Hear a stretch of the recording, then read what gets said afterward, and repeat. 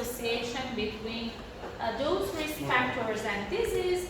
And at the second step, we should try to find the association in a causal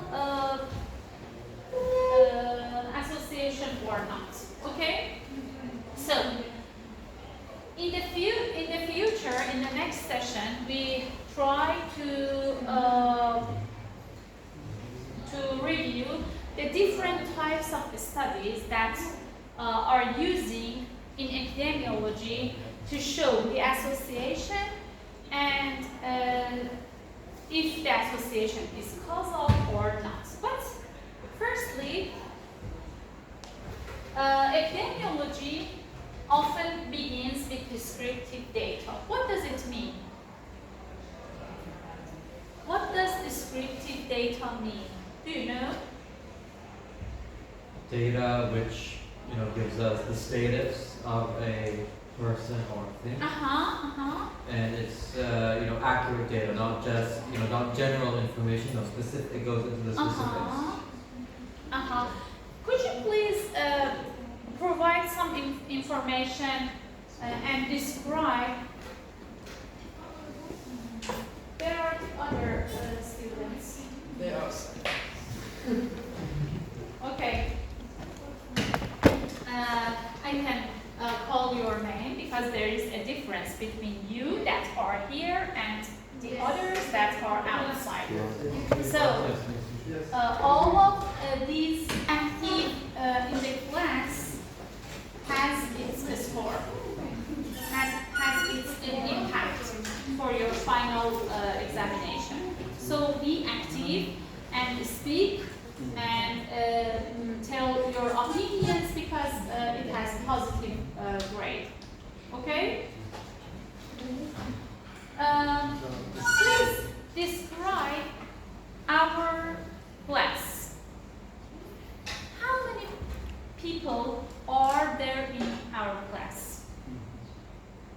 25. For example, 25. How many ladies and how many men? For example, half and half.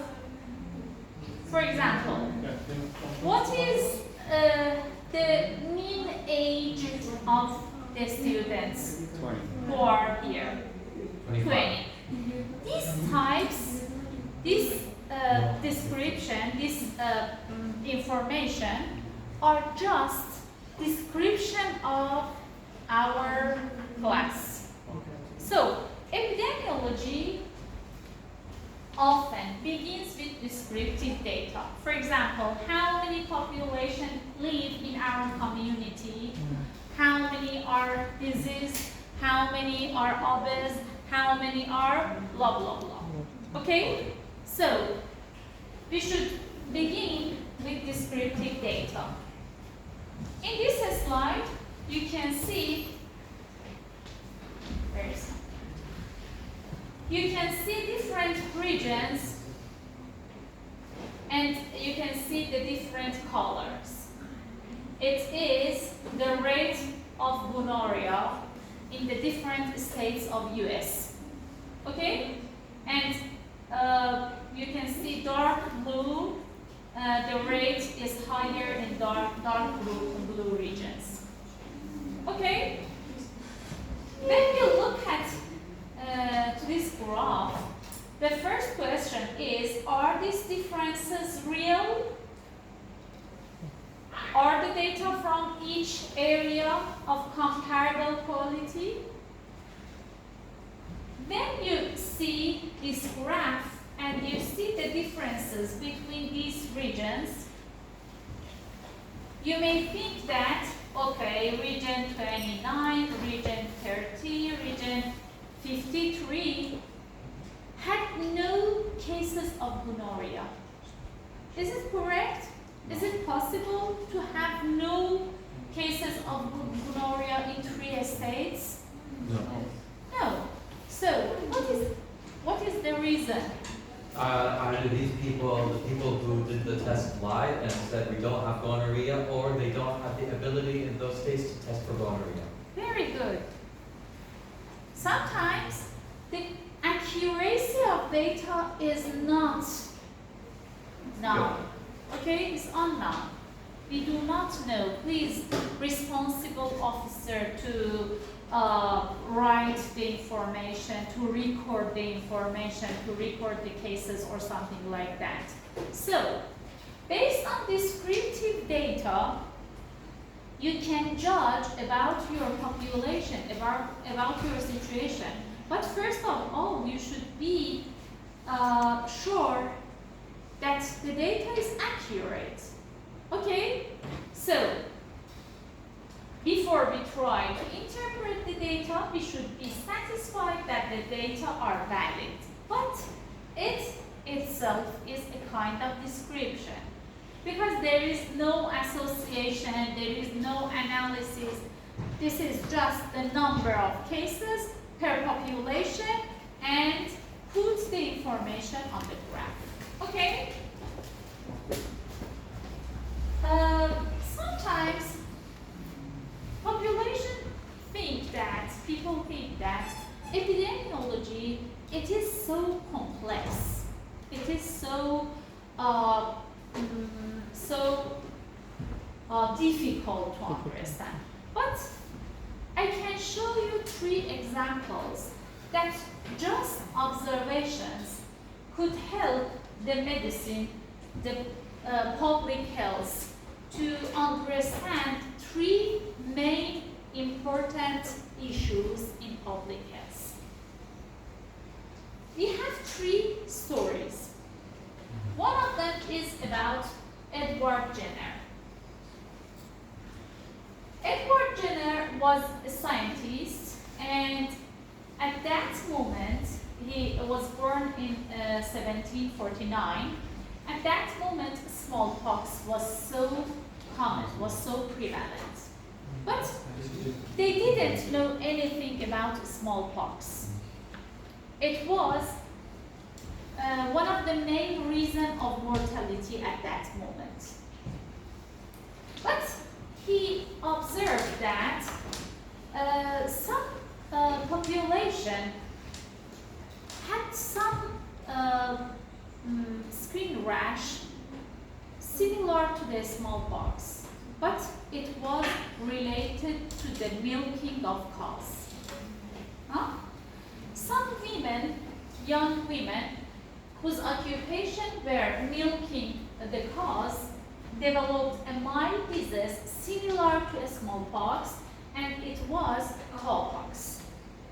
There was no information about the cowpox and about the smallpox at that moment. But he observed that none of those women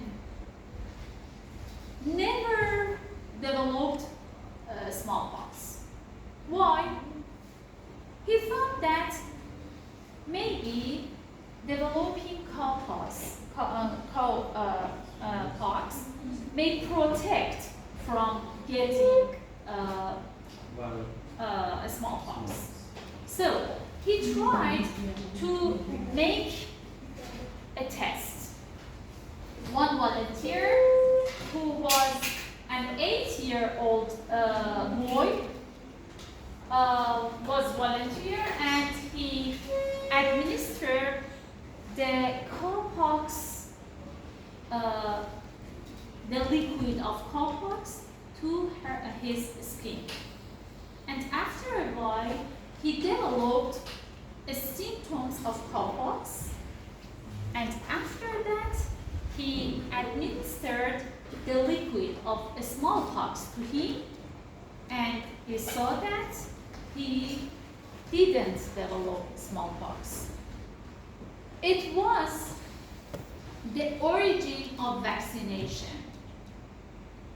Without having no information about the reason behind cowpox and smallpox. But based on observation, he tried to solve the problem. Okay? So the term vaccination is derived from vacca, that is the Latin word of cow. Okay? After that, WHO tried to make a vaccine based on this information, and WHO estimated that 350 million new cases had been prevented over a 20-year period based on the invention of smallpox vaccine. Okay? The second example is related to Ignaz Semmelweis. He was born at 1818, and he was a physician from Hungary, and at that moment, child fever was one of the most important common of deaths. Child fever was a kind of fever that happened after delivery among ladies who had delivery, okay? And it was a cause of death. At that time, there were two obstetrical clinics, and one of them was managed by physicians, and the other was managed by midwives. He saw that the rate of death in the first clinic that was managed by physicians was twice the second clinic. What was the reason? There was no information about child fever and the microorganism that produced it or something like that. But the information was just this. He tried to observe to find the differences between these two clinics. What was the process of investigation? It was just based on observation with no information, no other information, okay? He saw that at that moment, biopsy was so common, and physicians tried to make an autopsy for the dead ladies to find the reason behind the mortality, behind the child fever. Okay? And he saw that the physician started their days by making autopsy, and after that they came to the ward and tried to help the ladies to for delivery. Okay? Without washing their hands. But in the second clinic that was managed by midwives, there was no autopsy, and the midwives never make autopsies. Okay?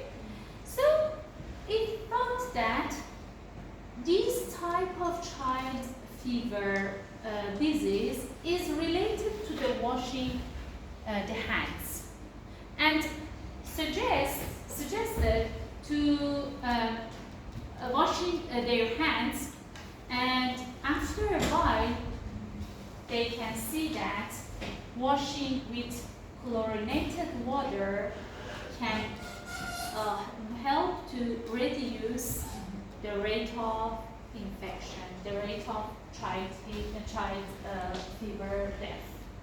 Mortality dropped significantly after suggesting washing the hands.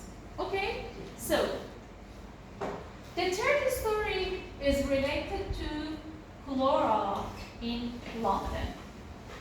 Cholera was a major problem in England in the middle of the 19th century, and at that time, water was originated by signing up with one of the water supply companies. The intakes for the water companies were in a variety polluted part of the Thames River. there were two important water companies, and both of them were located at the river, at that location that were very polluted. But for a reason that was not related to the health problems, one of the companies transferred the location of their company to the other part that was,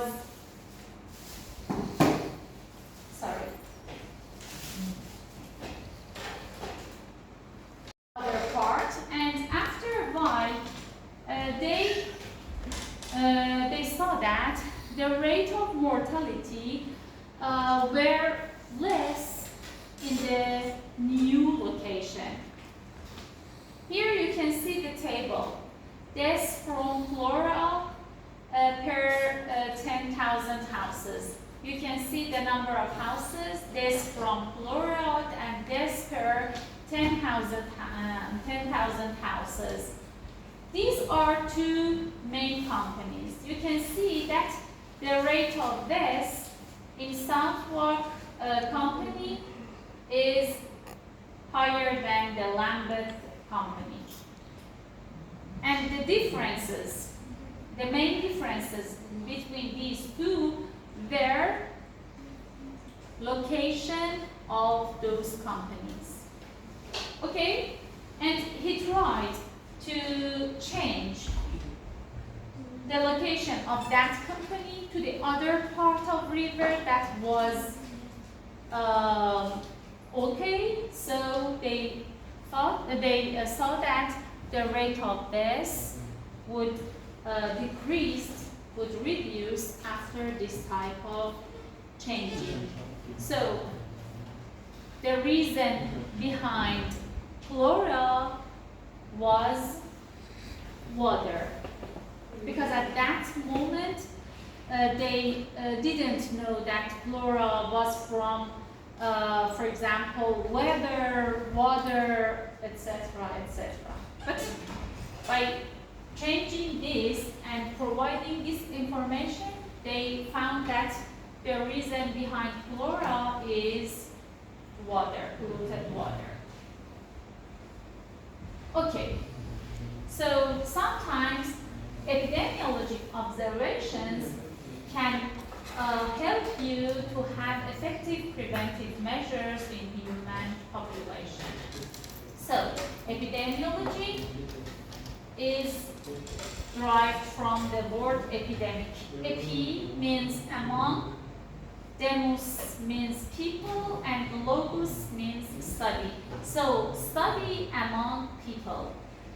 That you were correctly mentioned at the beginning of session. Main unit of concern in medicine is individual, but main unit of concern is population. So, we want to find human disease and have information about this.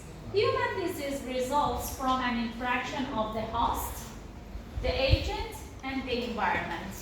So, if we have this period, host, agent, and environment, and if we have a vector, this interaction may develop an infectious disease. Okay? For such an interaction, we should have susceptible population. Human susceptibility is determined by many factors, including prior experience both with natural infection and with immunization. Some of our population may be susceptible, and some of them are not susceptible. Sometimes natural infection, natural disease may immune us, may protect us, and sometimes immunization. Okay? It is unnatural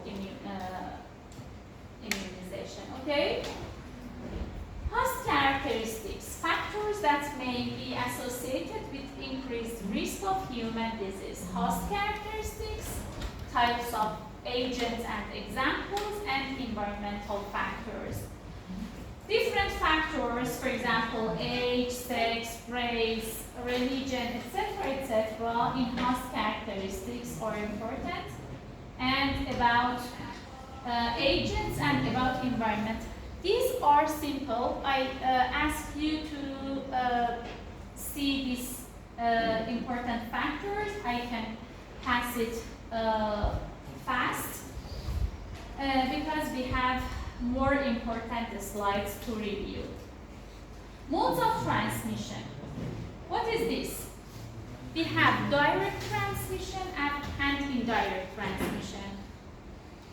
For direct transmission, we should have direct contact from person to person, such as sexually transmitted infection.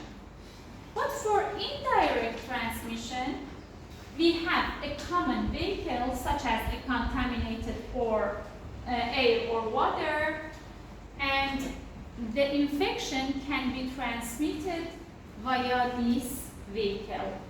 Okay? For example, sometimes we have a vector such as mosquito. Do you know a disease that can be transmitted by mosquito? Malaria. Malaria. Very good. Could you please name another indirect transmission? Another disease that can be transmitted indirectly? The coronavirus. Coronavirus. How coronavirus is transmitted? Either through air or through coming in contact with infected surfaces or liquids. So, if we transmit the disease by ourselves from contacting with them, if it is direct or indirect? I mean, then it would be direct, but for example, let's say someone sneezes on their hand, they touch, for example, a door handle, then the second person comes behind them, touches the same door handle, and for example, does this. How about having a cough or, for example, sneeze? It's direct indirect. or indirect? Indirect, because it's through the air, not directly onto the other person. Here you can see a droplet dispersal following a violent sneeze. Yes? Droplet spread is classified as direct if the distance between him and the other person is so close, it is a kind of direct. Okay? But sometimes the distance is so far.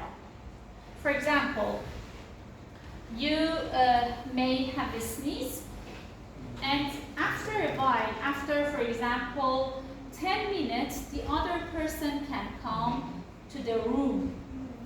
If the droplet is not heavy and do not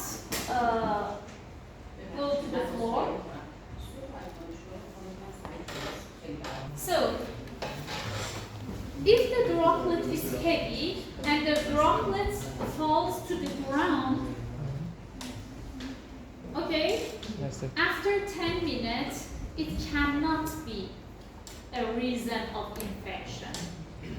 But for direct transmission, you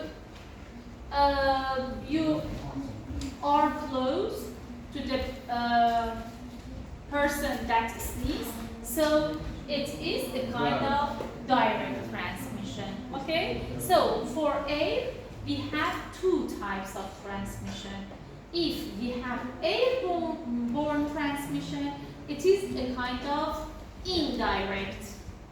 Okay, but for close contact, it could be a kind of direct transmission. This is severity. We have a spectrum of severity patterns that vary with the disease. Sometimes we have severe disease. It means that the virulence of the organism is high. What is virulence? Virulence How much is it's transmitted. how efficient the organism is at producing disease, or the ability of a microorganism to cause disease in the host. So, if the virulence of an organism is higher, the severity is higher. Okay. The other thing is host characteristics. If somebody is immunosuppressive, yes, immunocompromised, the severity of disease would be severe, would be higher, yes. And the other thing is the amount of microorganism that enter into our body. If the amount is higher, the severity would be higher. We have three different classes of diseases. Class A, Class B, Class 3, regarding the severity. Here you can see that in Class A, the main cases are inapparent. What does it mean? Not there. They have no clinical symptoms. You do not know that they are disease. Yes? But they have disease and they can transmit the disease to the other population. So it is important for public health. And some of them are mild, some of them are moderate, some of them are severe, and some of them are fatal. But the percentage of fatal is low. In Class B, the percentage of moderate is higher. For example, for measles, the first one could be, for example, tuberculosis.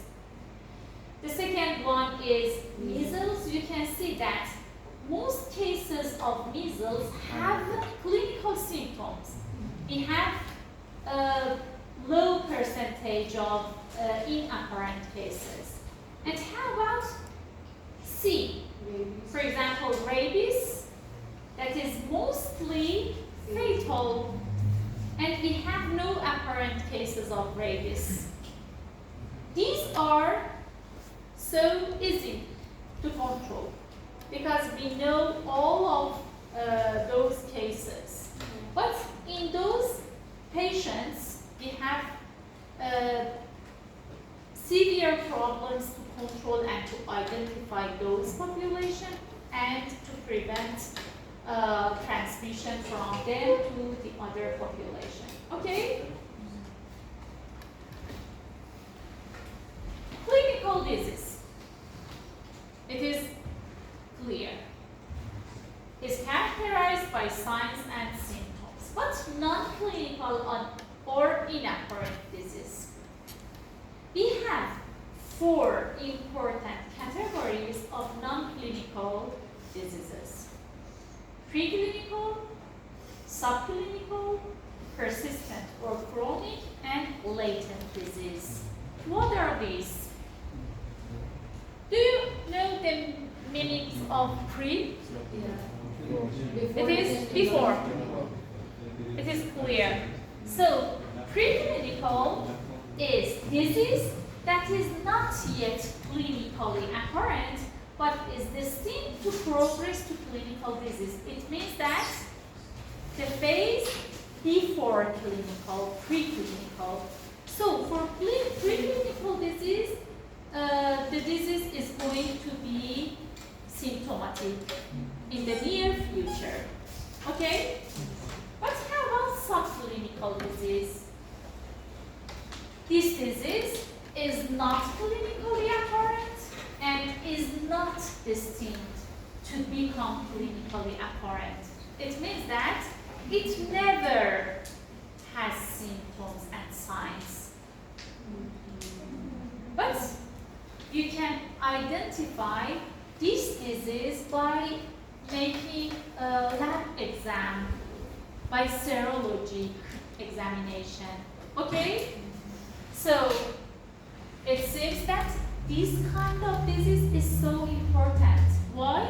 Because they have no symptoms, no signs, and we cannot identify them easily, but they can transmit the disease to the other population, like salmonella, like COVID-19. As you remember, most COVID-19 patients had no symptoms, and they could transmit the disease to the other population without having any symptoms. Okay? It is interesting to know that one cook named Mary was responsible to develop at least 15 outbreaks of salmonellosis in US because she had salmonella typhi without any symptoms, and she was cook. She prepared food and developed 15 outbreaks in USA with 3 deaths. Yes? And persistent or chronic disease. Sometimes a person fails to shake off the infection and it persists for years, such as post-polio syndrome. Sometimes some adults have some chronic symptoms of fatigue, of frustration, and it is a kind of post-polio syndrome because they could not shake off the infection that they had in the childhood. Okay? And how about latent disease? An infection with no active multiplication of the agent, and then the genetic message is present in the host, not viable organism, such as Epstein-Barr virus, varicella zoster virus, and something like that. So we have latent infection, latent disease in these viruses. Okay. Do you know what is carrier?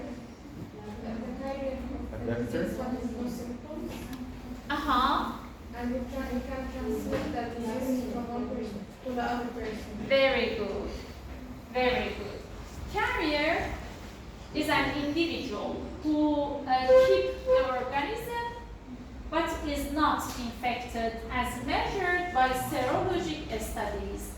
It means that if you make an exam, a blood test for him or her, there is no evidence of an antibody response inside him or her, but he can transmit the disease to the other population. Okay?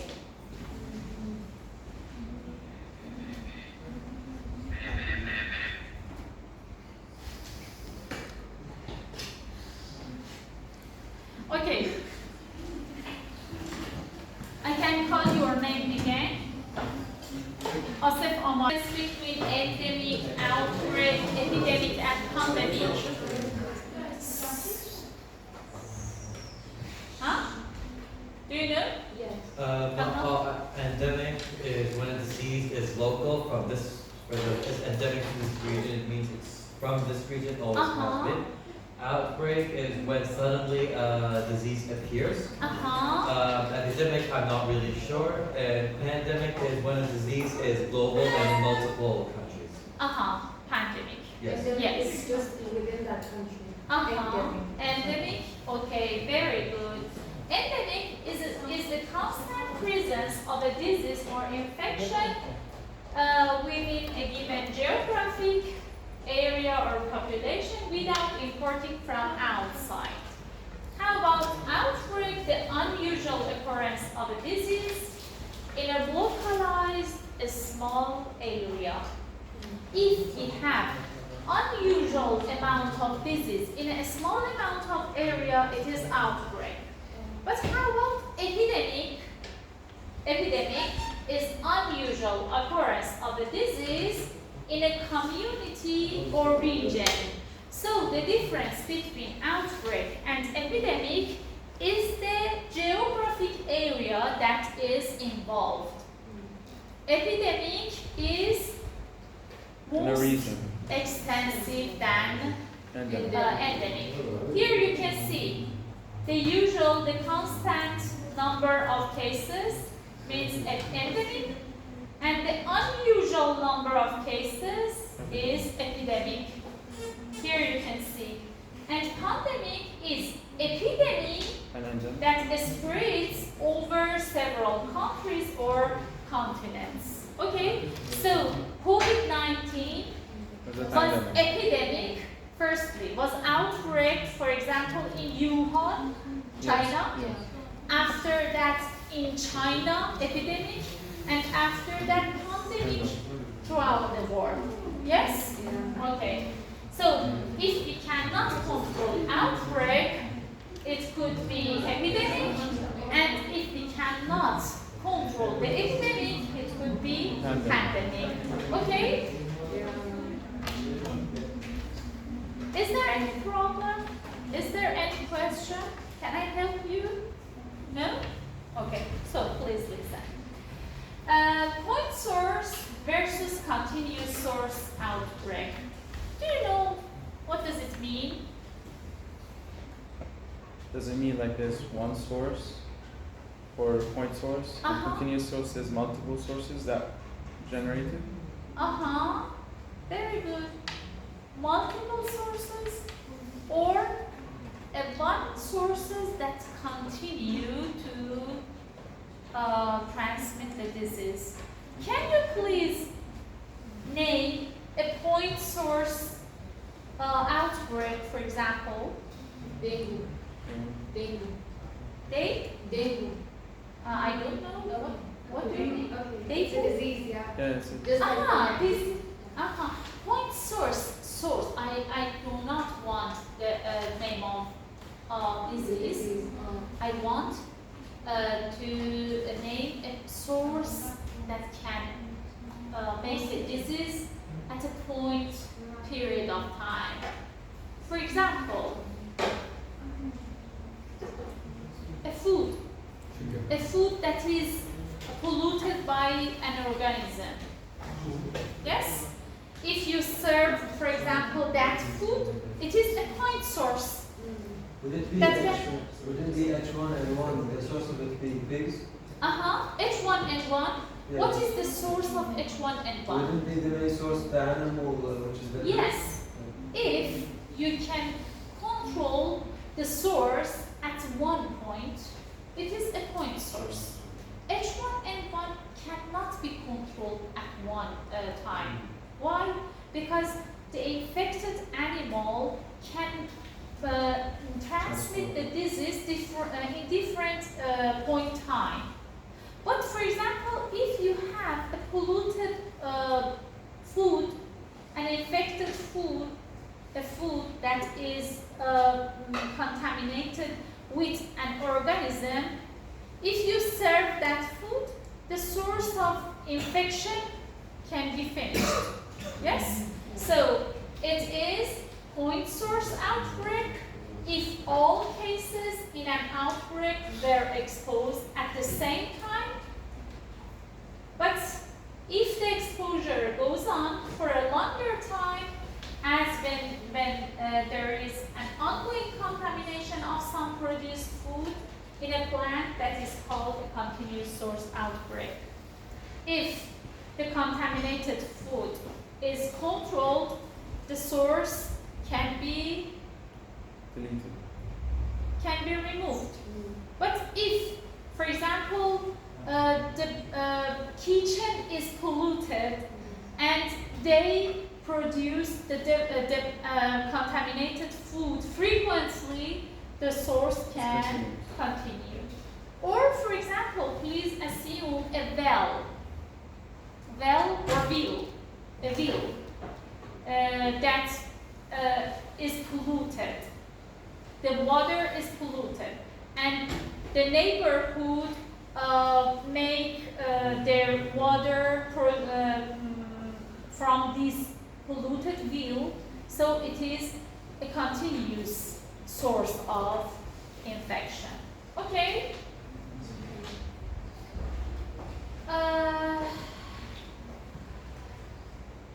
Immunity and susceptibility.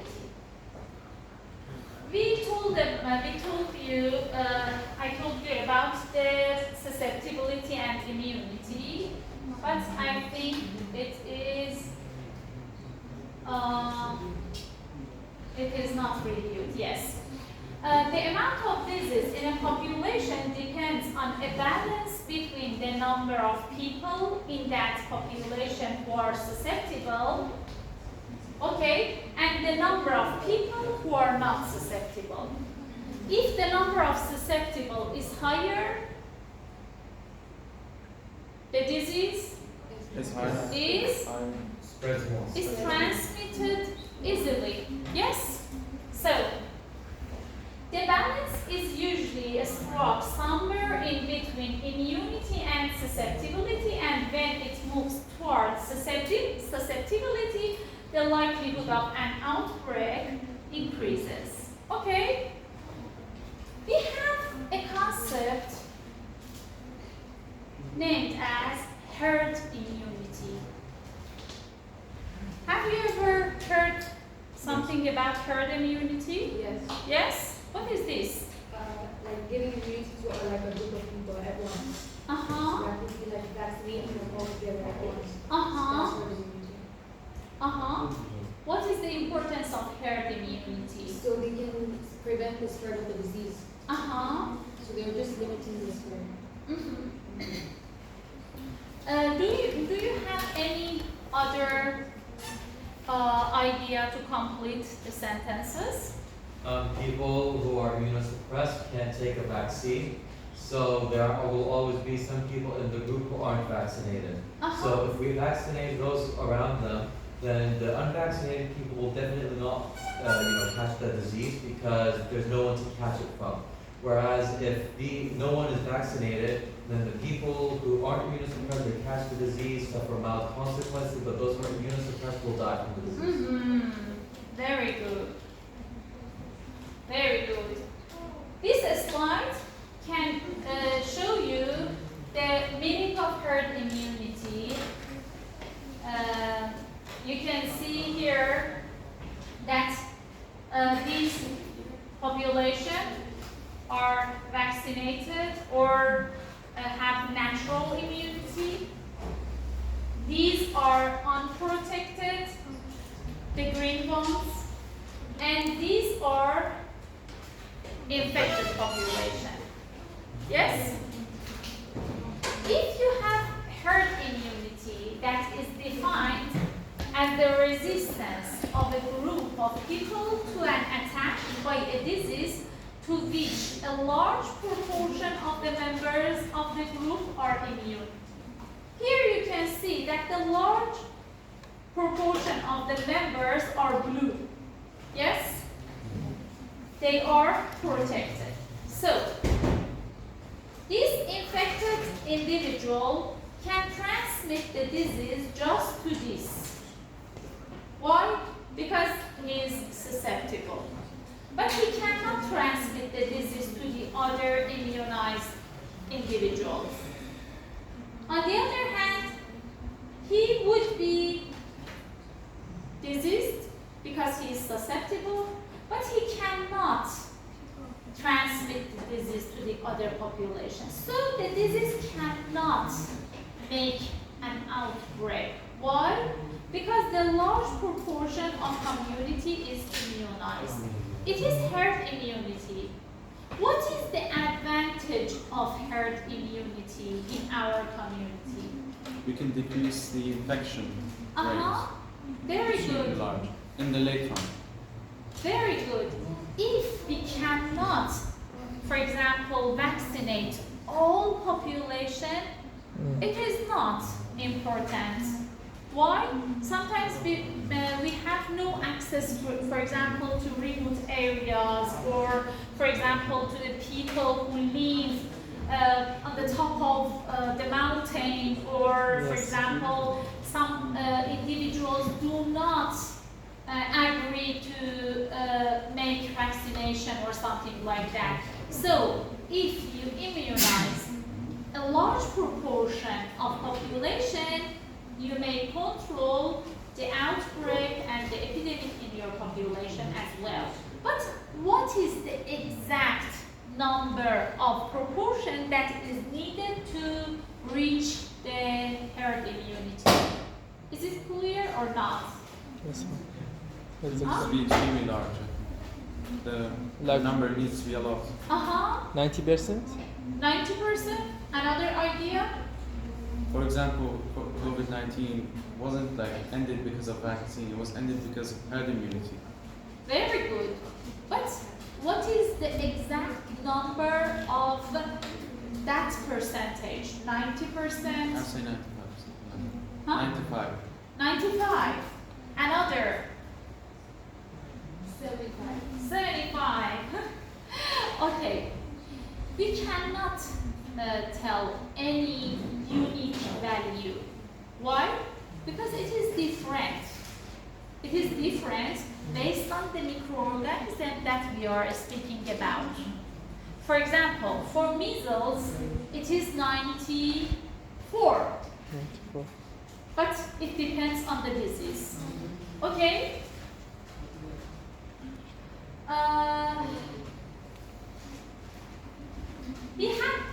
Is it possible to have herd immunity for all communicable diseases or not?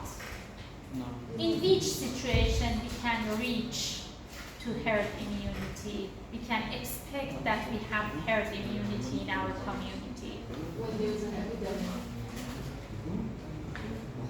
For example, for When different. the bacteria or virus doesn't mutate and cause different strains. Because it is not because herd immunity, it's necessary that because first of all the vaccine should work, and so viruses which or bacteria which frequently mutate, the vaccine doesn't work. You need to take the vaccine every few years or every year.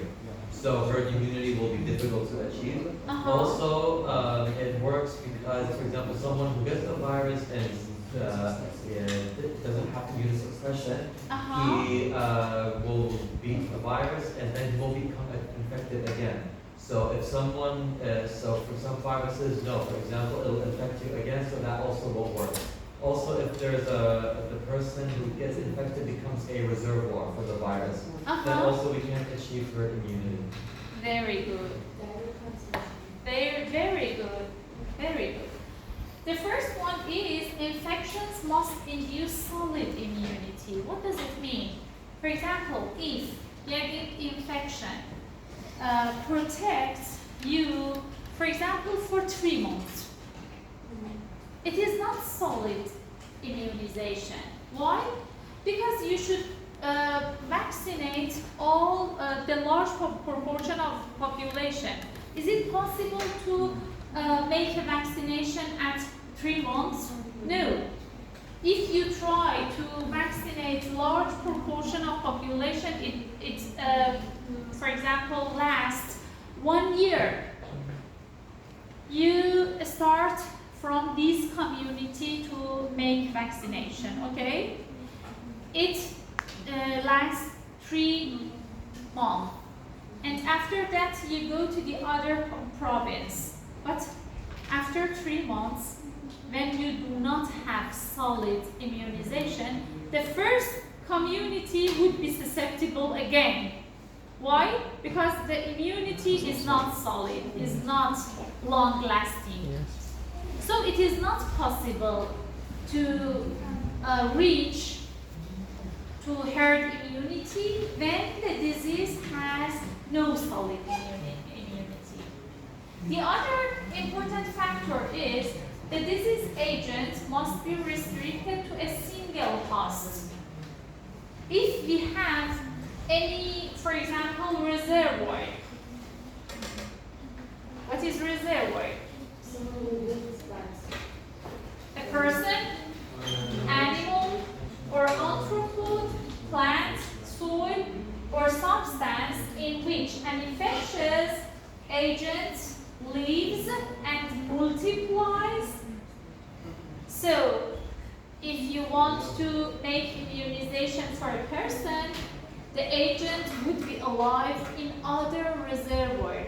So you cannot reach to herd immunity. Why? Because you just immunize the person, the individuals, but the microorganism can be the responsible agent from an arthropod, for example, can make the disease again, because we cannot have any intervention for those, for example, arthropod, animal, or the other subjects.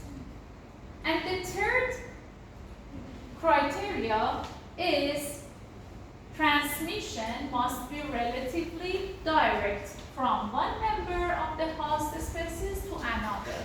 It means that indirect transmission is not suitable to have herd immunity. Okay?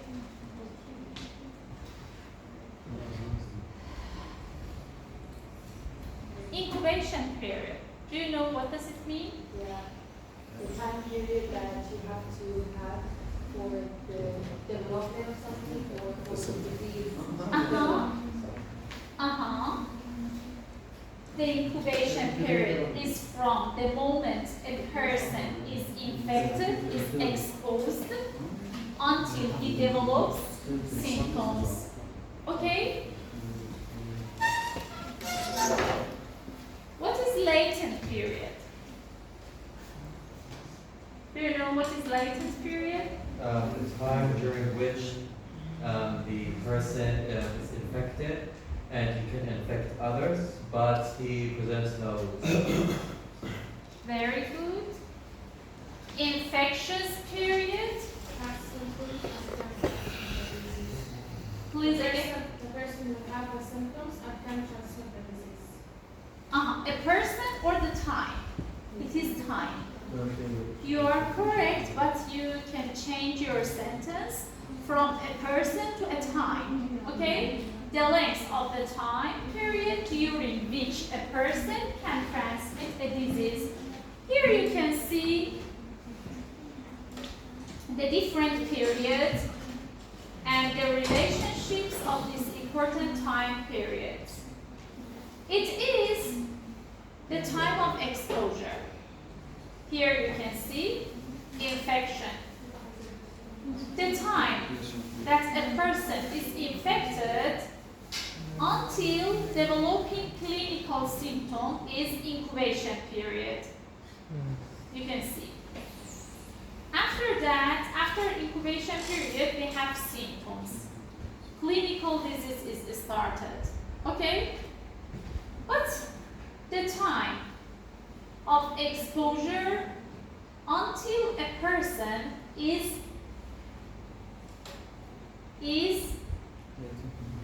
infectious. Incubation period is from infection to symptom. But latent period is always shorter than incubation period. Why?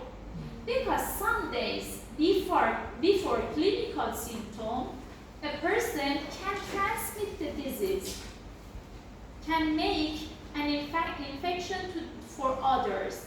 Why? Because here, the amount of virus, amount of microorganism is enough to make a disease, to produce a disease for others, to be transmitted, I mean. Yes? So, these days, before having clinical symptoms are important. Why? Because the patient has no symptoms, but he can transmit the disease to the others. So, latent period is the time between infection and the ability to make the disease for other person.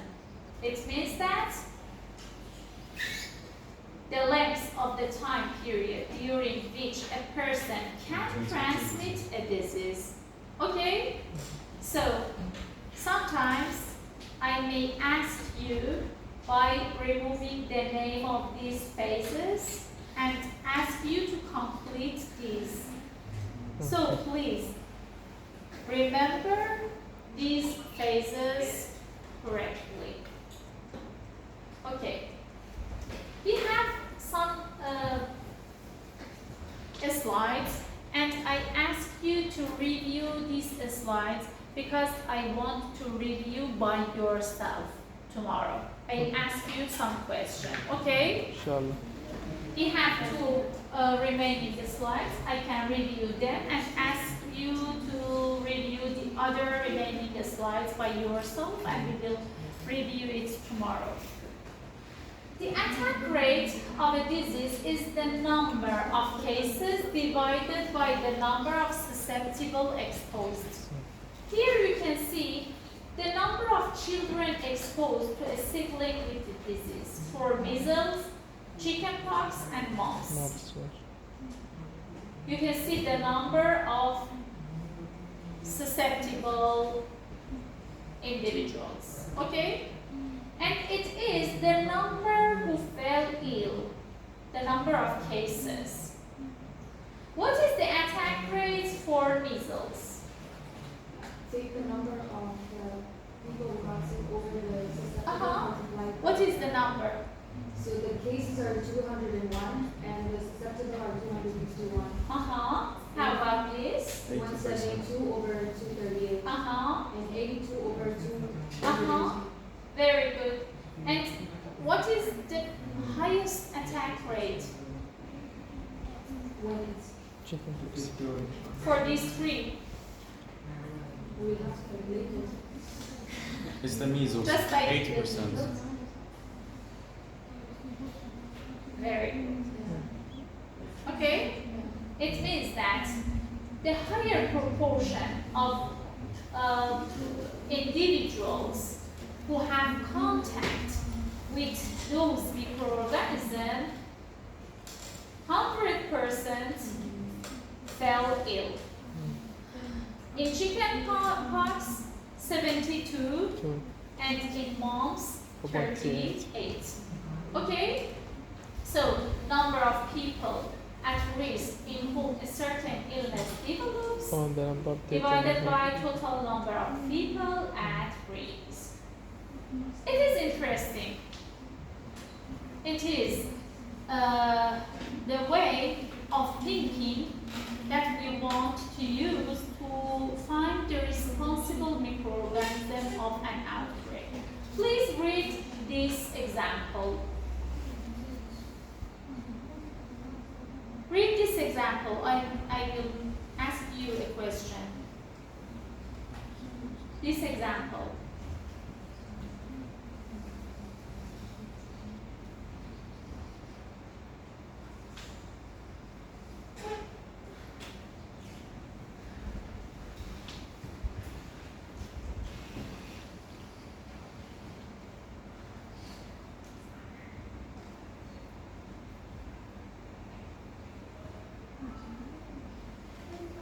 Is it clear?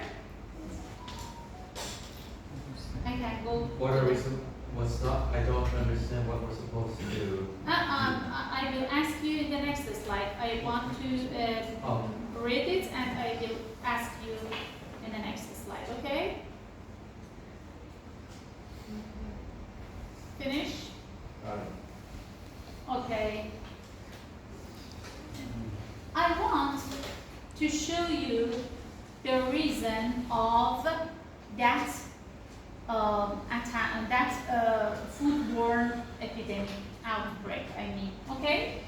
Based on a second questionnaire, food-specific attack rates for items that were served to randomly selected inmates showed an association between two food items, beverage and egg salad sandwiches. You can see here we have two groups, who ate and who do not eat. Okay? Beverage. How many population were sick? 179. 179 out of 264. Okay, and how about egg salad? 176 by 2.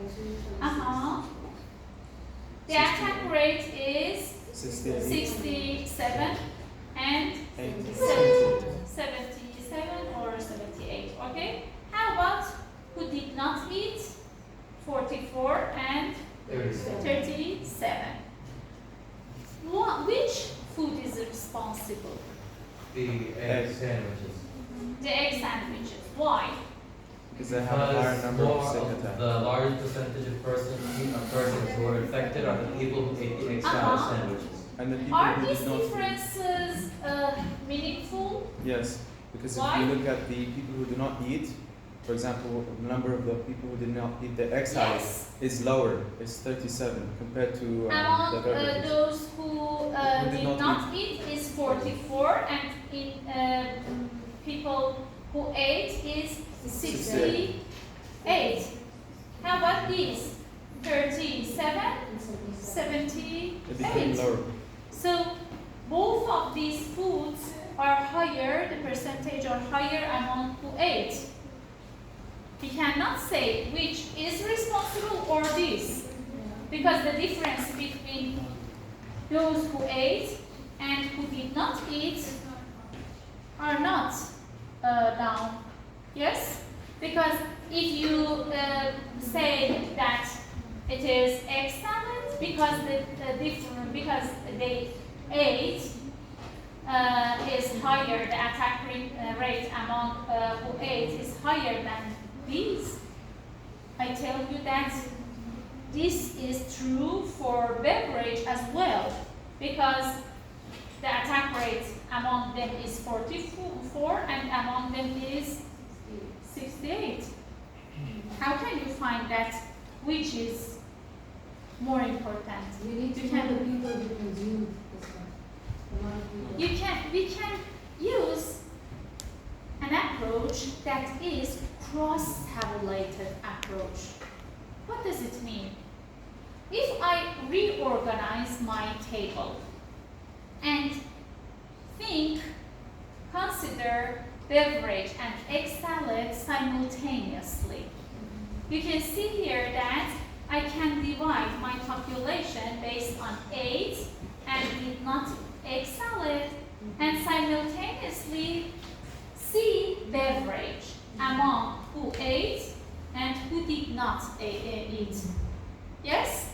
It is a kind of cross-tabulation.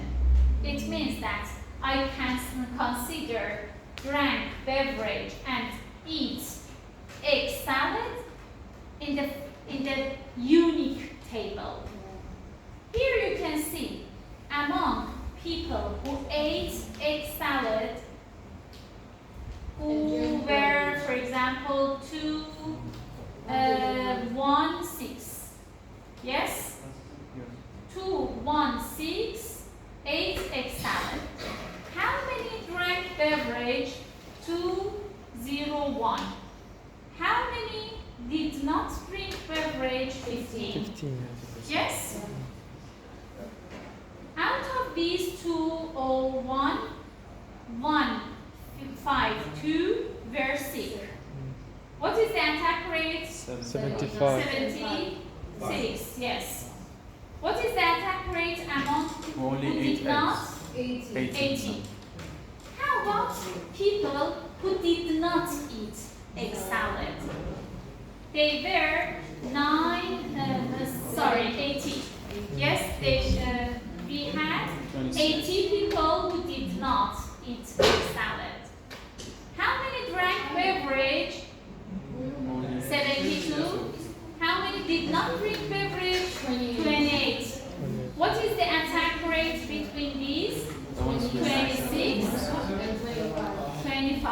Five, super. yes. So it means the ones who drank. Yes, have it means more. that among people who did not eat egg salad, there is No problem. the same attack rate between drank beverage and people who did not. But among who ate egg salad, there is difference between drank beverage and did not. Okay, that's finished. So, based on this cross-tabulation technique, you can find what organism is responsible to produce an outbreak. Okay, so please read these slides and I will ask you the next session. Madam. What about this?